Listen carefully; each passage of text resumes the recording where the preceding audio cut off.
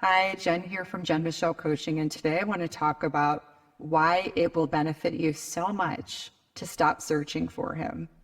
I talk with a lot of women every day who will say things to me like, where is he? How do I make this happen? Or just feel that impatience or that urgency as it relates to finding the right partner, seeking, whatever it is that you want while in relationship, and just not letting that sort of doing, urgent, make it happen energy take over. For those of you new to my channel, I would love to invite you to subscribe. I release a video weekly. So let's dive into this because this can be a lot of emotions to manage, right? A question to ask yourself is, do you find that you're in survival mode? Just recognize this, because when we're in survival mode, everything feels urgent, everything feels dire, everything feels just so high stakes and heavy and intense and important, right? And so we want to really recognize if we're in that mode and how often we're in it.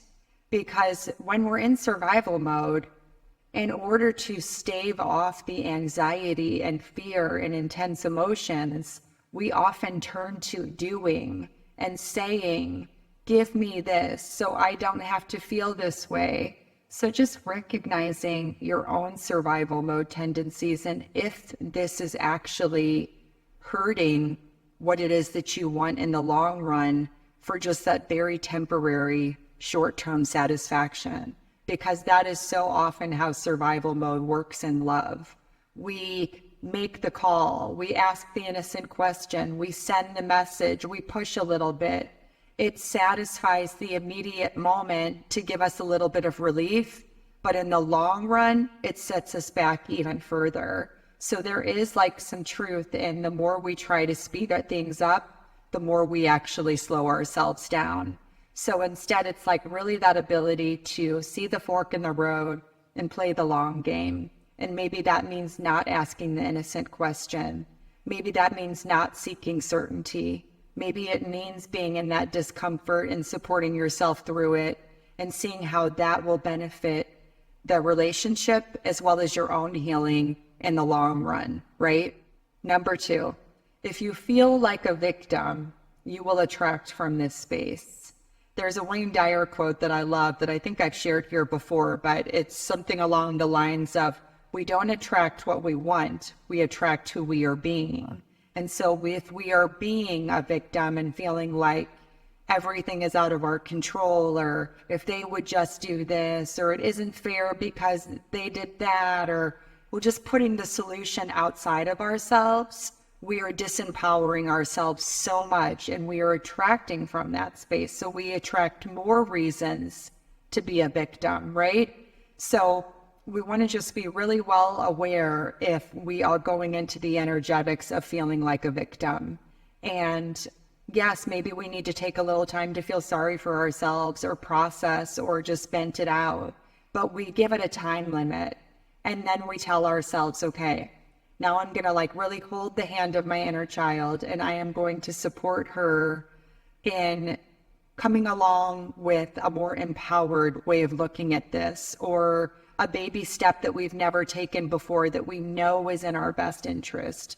But we don't let that sort of victim damsel sort of energy lead us at all. And we allow the conscious part of ourselves to really support that emotional inner little girl that's scared to doing something that is different, that is empowering, that elevates her, that invites in feminine accountability, and really looking at things from a wider lens on how can we support ourselves now? Because this is a trap we fall into. We will often say, I'll feel better when, or when that inner child is emotional, we'll tell her, don't worry, I'm taking care of you next week when we do this thing. But instead it's what can I do right now to empower myself and elevate myself?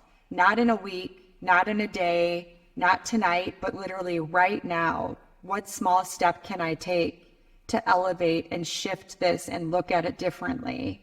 And so this begins the process of really being able to call yourself out and choose to be happy right now and start to see that you always have a choice.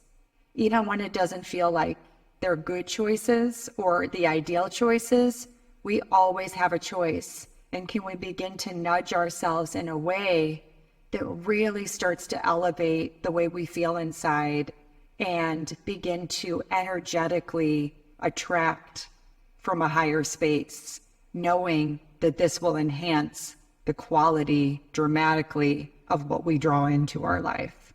Number 3, accessing the wholeness inside of you. So you are attracting from this space, which requires us to manage all the different energetics that are alive inside of us in given moments.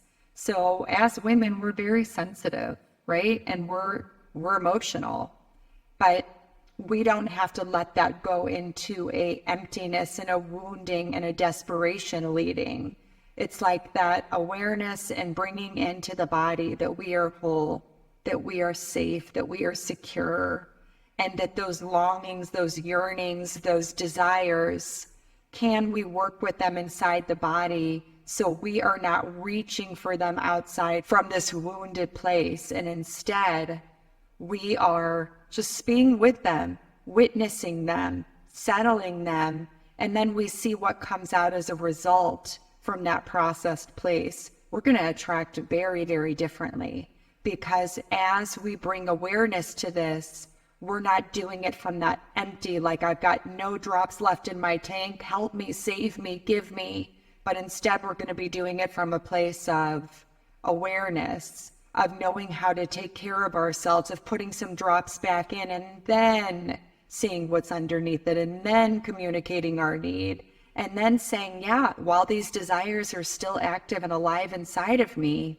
I don't have to seek them from this empty, not enough space. So we're really holding value for our worthiness, for our goodness, for our wholeness, for our deservingness, and we don't have to prove it by getting X, Y, and Z.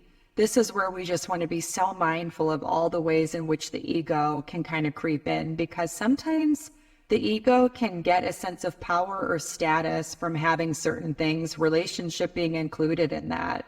And so we're not seeking to get validated or get something to, fulfill some unmet need inside of ourselves. We're really practicing being self-validated and letting a relationship or love or whatever it is that we want to draw in come from that space, which requires us to really work with the energies that are active and alive inside of our bodies.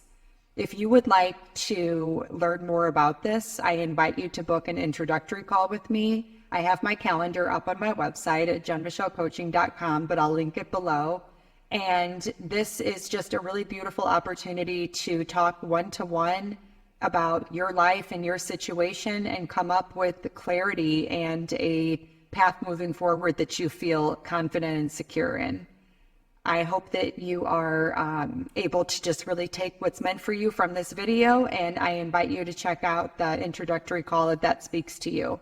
See you all next week. Much love.